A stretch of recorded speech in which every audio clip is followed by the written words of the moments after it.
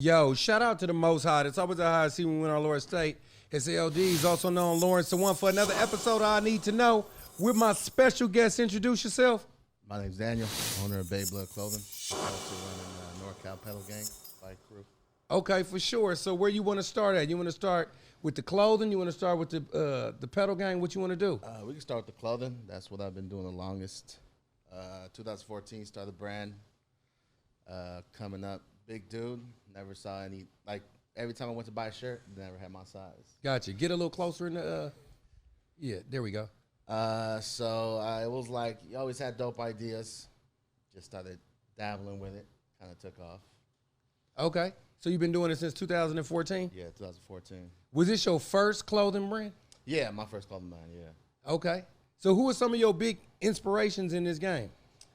Starting off, Salves was big back then. I mean, they're still big right now. They're doing their stuff.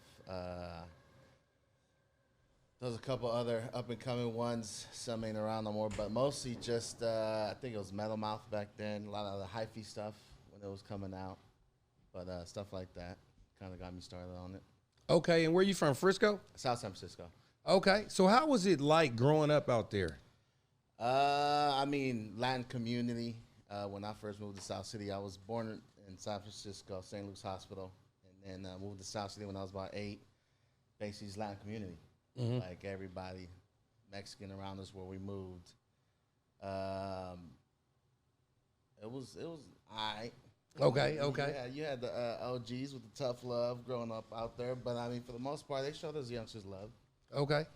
Now, I noticed this is called Bay Blood, right? Yes, sir. Was there ever a point when people thought that this was like pushing like the blood gang culture? I didn't get that too much in the beginning. Later towards... Come a little closer to the mic. Later on, I did start getting a couple of people ask about it. My thing was like it got nothing to do with the gang stuff. It's more like where you from, like the Bay. Yeah. So like anyone from the Bay, you go to a different place, they kind of, you got a certain swag to you. So they kind of like know you from the Bay Area. Yeah, because I know it's Northern California, right? Yes, sir. And you know, like you being Latino, right? Yeah. So I know that there's a lot of red going on up here. Yeah. So do you have this in blue is what I'm asking you? I do got blue stuff. I mean, there's definitely, like I said, there's nothing with the gang related. Obviously, a lot of West Bay stuff, Niner stuff, Giant stuff. Definitely. I still show love to the East Bay. Yeah. A's. You talk direct in the mic? A's. Yeah. Raiders, I mean, they left. We still show them a little bit of love, though. Warriors. What? The Niners left. You ain't been to Santa Clara? I mean, they still in the Bay, though. No. They're still in the Bay. We're still close. Yeah. Shout out to the 49ers and my partner. Big stepping. 4-5 on me looking like I'm bench pressing. Oh, that's the homie, Son Man. Yeah, shout out to Son Man. He's doing his thing. Yeah, for sure. So, yeah, this Bay Blood, I see you got the Bitcoins. Now, talk about this Bitcoin kind of like thing. What do I do with this? You shoot me one, what do I do with it? So, basically, the Bitcoins, I made these coins last year, and I was kind of sitting on them, didn't know what to do with them. I figured I couldn't really give them away because everybody wanted them. I'd run out. I was trying to do something special. So, the last couple of years, I've been getting a lot of love. So, I was like, let me try to return the favor. I'm going to do a discount coin for all the loyal customers. You buy the coin, it's a discount coin. So if you physically have the coin at one of my events, pop up, if I got the shop open, whatever the case is, 50% off. And on top of that, you get a discount code for the whole year where you get 25% off online. So I got to ask you a question. Say like you shoot this to me. Bam. Yeah. I see you at the event, right? Yeah. Then I get 50% off, right? Yeah. And you let me keep the coin, right? The coin's yours, yeah. You buy the coin. So every time I see you, is it 50% off? Every time you see me for 2021. So this whole year, any event, anytime you see me and I'm popped up, I'm selling, I'm set up. Yeah. You got that coin, you got 50% off. And how do I determine like what year is it from? Do it have the year This is the first time we did it. I don't know if it's coming back next year, but I know that design is 2021. 2021, you get the discount. That's dope. That's dope. So are you doing the pandemic retro pack? It's TBD, to be determined. I'm not sure we're going to do yet, but. Okay. So now you're talking about that you got the pedal gang, right? Yes, sir. NorCal Pedal Gang. Shout out to the gang. Now, this is what I want to know about the pedal gang. Was that your first name that you came up with the bike? Well, I started with one of my boys, Leroy. He recently stepped away for personal issues, but Leroy, I assume he's black. no, he's not. He's actually Mexican. Okay, which is funny because he gets that a lot. It's hilarious. Yeah, because Like, if he was Mexican, I thought his name would have been Leroy, yo. yeah, he's the only Mexican dude I know that's named Leroy. For sure. Probably the only Mexican dude you heard of named Leroy. I'm shocked. Yeah. But yeah, Mexican dude. We started off. We threw some names around. We both kind of like the gang thing. I was saying we should just keep it more nationwide neutral, keep it pedal gang. Okay. He was really with the let's do the NorCal thing, which I kind of like that too. So we rolled with the NorCal pedal gang. That's dope. That's dope. Now, when you have like things like the NorCal pedal gang, is there a Southern Cal pedal gang too? We actually do got a San Diego chapter. We got some guys out there holding down. We kind of were looking into just starting chapters wherever. That's right. Like Seattle pedal gang. If y'all want to roll with us, walk with us, whatever it is, we're with it. Okay, and how long have you been doing that? How long has Pedal Gang been a gang? Pedal gang, we started end of March. This year? This year, yeah. Ooh, y'all pushing through the pandemic like that. Yes, sir. Trying to get a little active. We've been sitting at home, getting a little big, you feel me? Yeah, so, yeah. Get a little active with it, hell yeah. So what is some of your biggest obstacles you find facing during the pandemic? Pandemic, well, the obvious, like having a store open's hard. People wearing the masks, the sanitizing, everything. I got a shop. I was trying to turn it into a barbershop, clothing store. Okay. Pandemic hit. I lost my barbers. Now it's basically my warehouse. Yeah. So that's where I keep all my stuff. We do pop-ups here and there. Most of the time I'm on the road doing pop-ups. We just did Sacramento, which was a ride-out, but I also set up and I vended at it. A lot of just pop-up outside events. Okay. But as far as struggles, it's, just the same thing everyone else is facing with the pandemic. Like the sanitation, the masks. You got to be careful who you're around. You got to make, hear someone coughing, you already get that look like, oh. Yeah. You know what I'm saying? But same as everybody else. Yeah, okay. And I was going to ask you, do you have a Sacramento chapter too? No, we don't. There's a couple crews out there we're cool with. We don't have a chapter out there. But, it's a pretty close community, the bike community. They got a big ride out, they'll tap in, shoot an invite, or whatever the case is, or they'll post it up. But we try to support those that support us. And how many estimated members is in Pedal Gang? That's a good question. We got I would say the committee. Then we got the supporters. Members, between 15, 20 members maybe. And then there's the supporters that just support the movement. San Diego, I think there's a handful out there. And, yeah. You know what'd be so dope about gangs and crews and tribes and clans and stuff like that? Yeah. Is that it's generational. Yeah. So, if you keep this going, let's just say, for 10 years, then the kids of the movement have kids of the movement, and then it just only gets bigger. That's the plan, yeah. Yes, sir. Yeah, for sure. So what do you think that your projection is for, your clothing and the Pedal Gang of next year? Clothing, hopefully we get back to somewhat normal. Like I said, I could get back to trying to open in the shop. I still don't know if I'm going to do it at a barbershop and clothing store yet, but I still got the spot. So kind of it's in the air. We'll see kind of how things turn out. As far as a bike, we're going to just keep pushing it to the max. You know what I'm saying? Right now it's getting bigger. We hit the sack when, there's probably 1,000 bikes out there. Okay. This thing's pretty big, so we'll see where it goes. Does the Pedal Gang work closely with another group? A few. There's 29er Gang. Steve's got his rollout crew. Shout out to 29er Gang. Shout out to Rollout Crew, and shout out to Town Royalty. Yeah, shout out to them Traffic Boys too. Yeah, Traffic Boys. Hell yeah. So we show everybody, like I said, we show love to whoever shows us love. You know where did you meet Steve at? Probably at one of the ride outs. Gotcha, okay. That was probably where we linked up at. Okay. Now, I know that rap is infused, or hip-hop is infused in a lot of different communities. Is hip-hop infused in your community, too, in the movement that you got going on? Yeah, I would say so.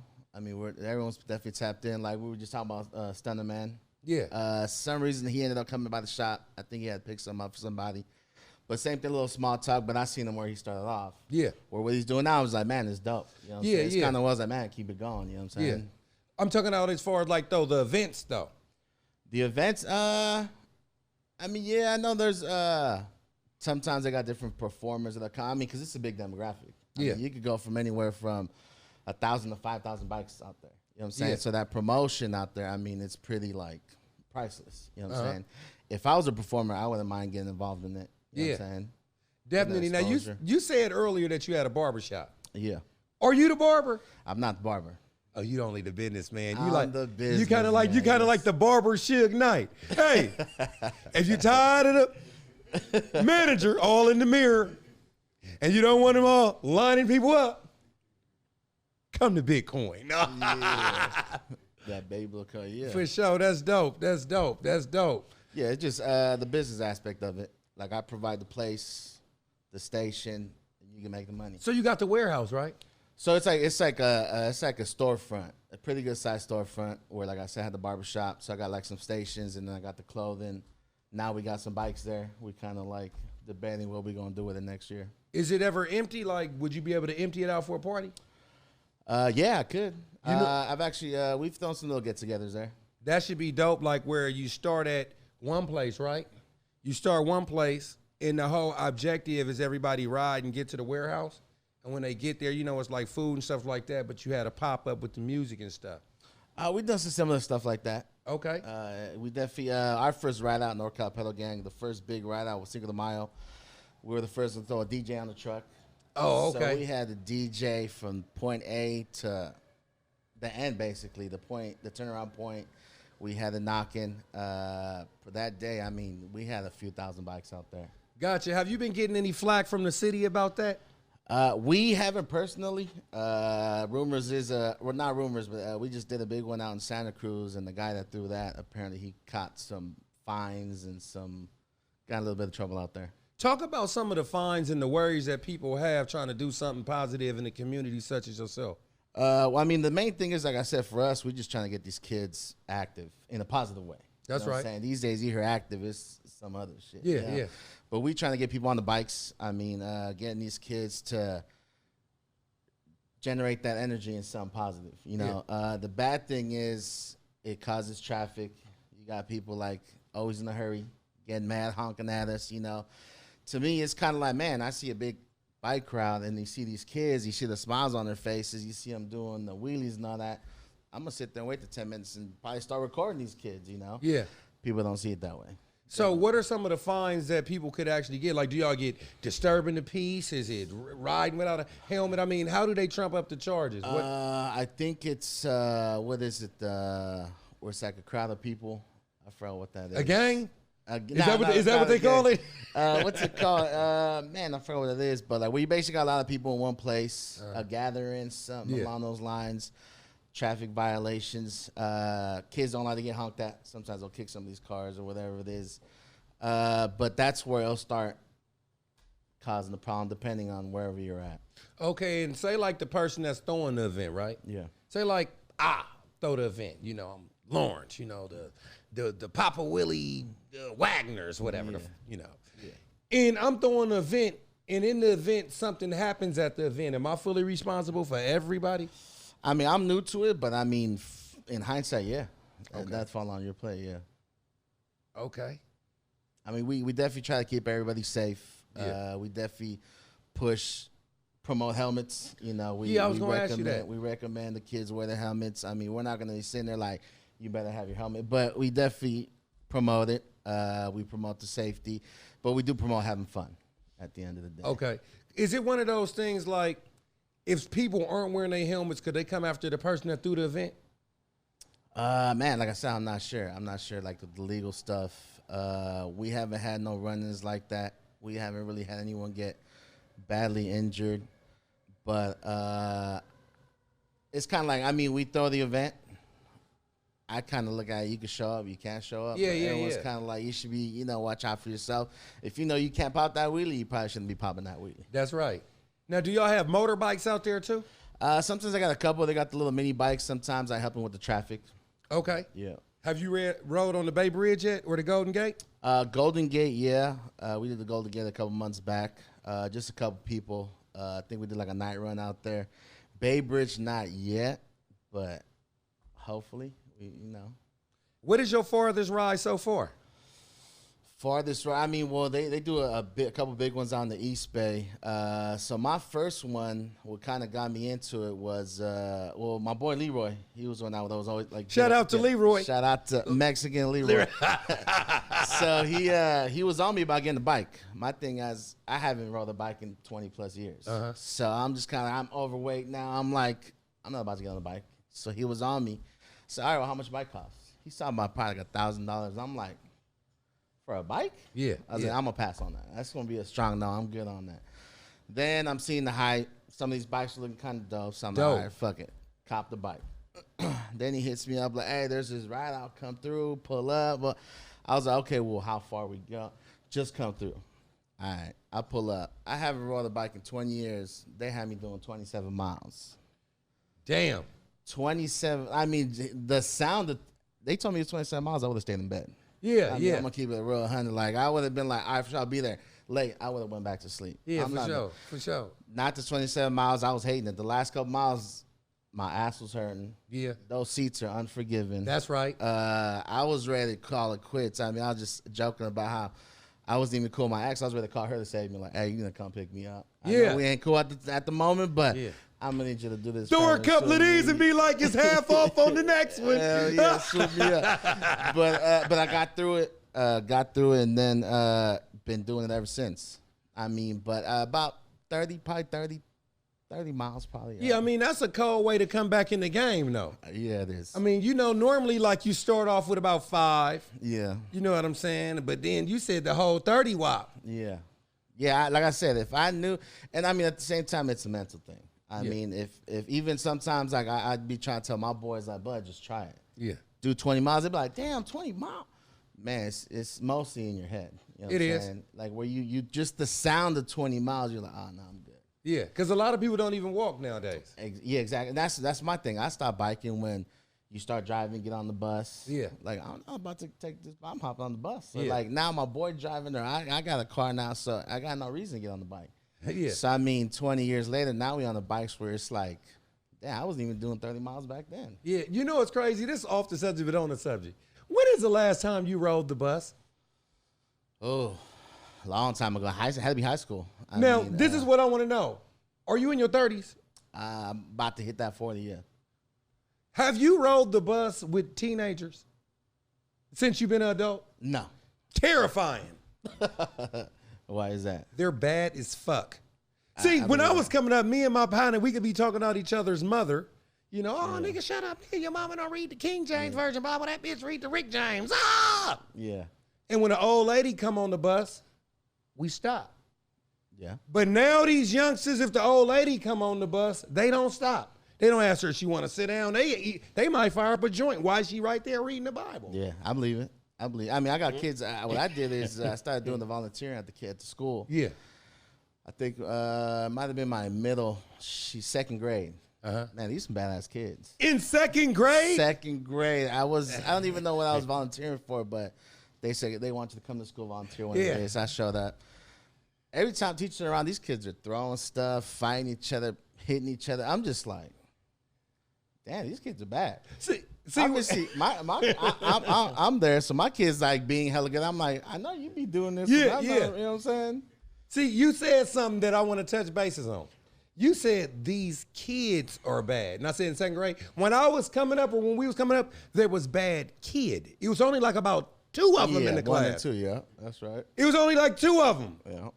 Not hell of them. Like it was like, it was 2 bad ones, 3 kind of bad ones, and then the rest of the class. Everybody else fell in line, yeah. Now it's the 2 good ones, the 3 one that could possibly be swayed by the bad ones, and everybody else bad. Yeah. Yeah, that's how it is. That's real. And speaking of kids and stuff like that, what is the youngest age that you've actually seen out there, and what is the oldest age? What's the spectrum? Oh, man, I've seen, I think it was a 3-year-old. Like, I think her bike didn't even have pedals. It was one of those that she's just pushing the bike. Gotcha. Like a balance bike. And as far as the oldest, man, there's one guy's always out there, Troy.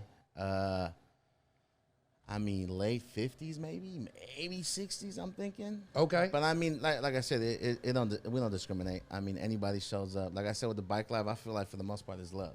It don't matter who, what age, nationality, nothing. Yeah. And when you're doing it, right, when you go from like point A, right, to point Z, you know, the alphabet, stuff like that, do you have stops in between, like water stops? Yeah. So, I mean, it depends. Sometimes they do like marathon shit where there's one stop. You doing 20 miles, there's only one stop.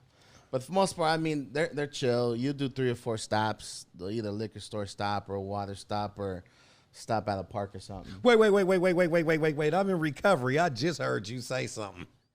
You said the liquor store Convenience stop. store. I mean, you didn't think I caught that? My name is L, and I do here liquor. But I mean, like I said, it's all love. You know what I'm saying? Sure. And I'm yet to see anybody like trashed out there. Yeah, you know what I'm saying? People are drinking, having a good time. Yeah, I know. I mean, I would have been doing the same thing, you know, have a couple of beers. So it starts off there. Yeah, that's what starts. For sure. You know you can get a DUI on a bike. Yes, I'm aware of that. Actually, I got a boy that got a DUI on the bike.